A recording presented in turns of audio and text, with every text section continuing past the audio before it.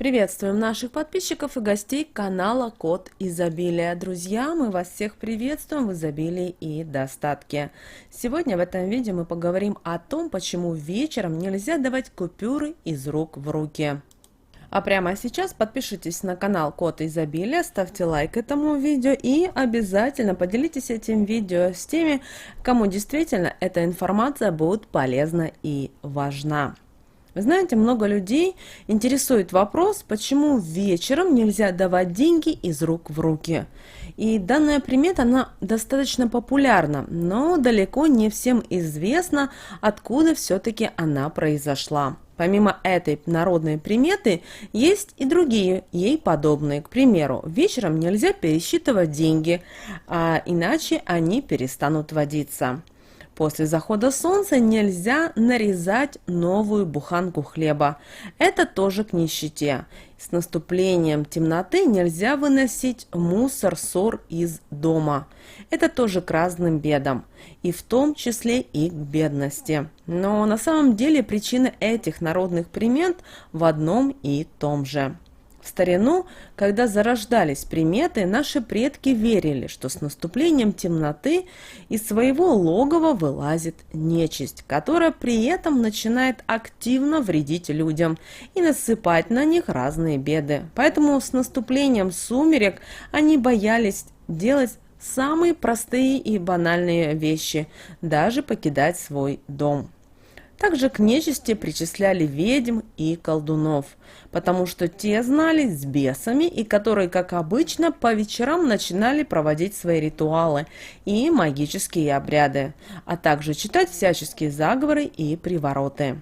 И поэтому ничего удивительного нет в том, что простой человек страшился пасть жертвой их заклятия. Ведь они легко могли навести порчу, и эти народные приметы им тоже были хорошо известны. Конечно же, есть и другая примета, которая гласит, что деньги вообще нежелательно брать из рук в руки. Причем ее придерживаются очень многие современные как продавцы, так и кассиры, а также простые люди, поэтому многие предпочитают все-таки рассчитываться банковскими картами, которые они самолично прикладывают к терминалу. Дело все в том, что если вступить в близкий контакт с посторонним человеком, передавая из рук в руки деньги, то тем самым от него вы можете ожидать либо сглаза, либо порчи.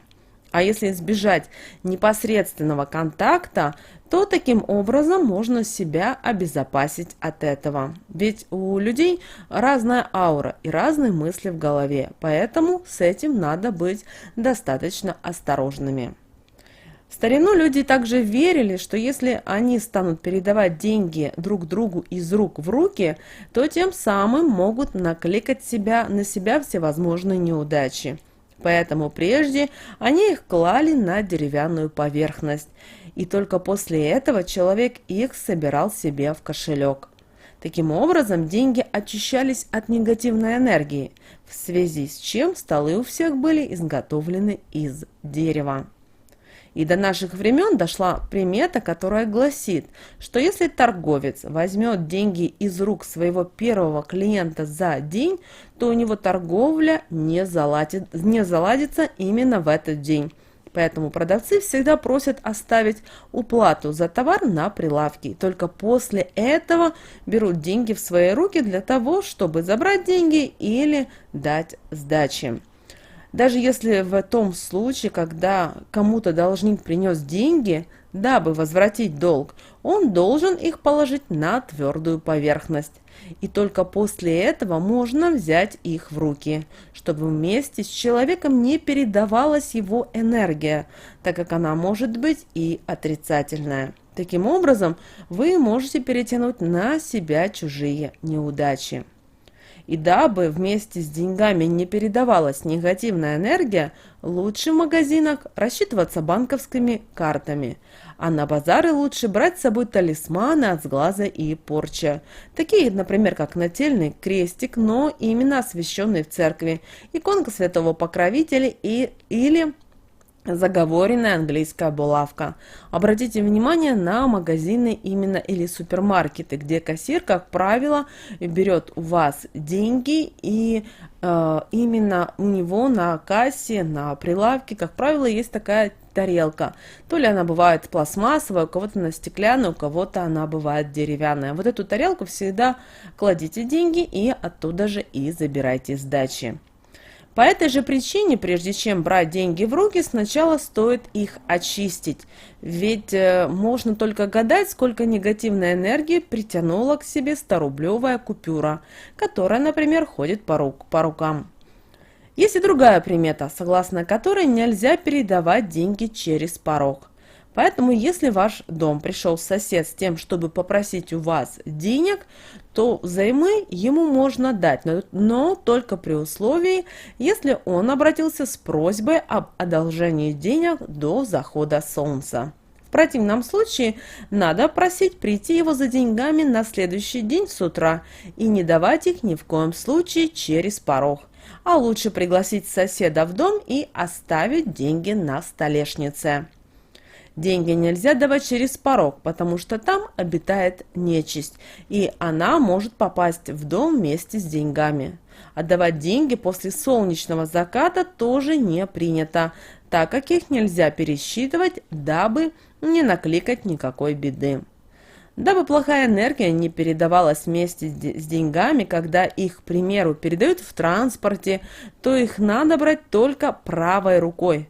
И таким образом нужно сначала дотронуться к чему-нибудь, чтобы энергия передавалась другому предмету, а не человеку. А чтобы очистить деньги, их можно окропить святой водичкой и прочитать молитву Всевышнему. А эта молитва звучит следующим образом. «Боже, великий и всемогущий, смилуйся над паствой своей, очисти энергетику всего жилища и всех его обитателей и предметов. Да будет воля Твоя, да святится имя Твое, пусть живет вечно слава Твоя. Аминь».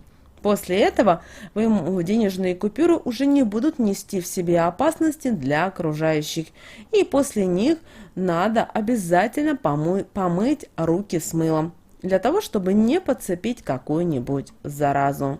Вот, друзья, сегодня мы вам с вами хотели дать вот такие определенные советы, рекомендации касательно денег. Почему нельзя передавать купюры из рук в руки? Почему именно нельзя это делать после заката солнца? Нельзя это делать в понедельник, нельзя это делать в церковные праздники. И наши предки не просто так придерживались, казалось бы, этих простых советов. Это народная мудрость, она есть, была и будет. Другой момент, хотим ли мы, современные люди, знать эту информацию и использовать себе во благо.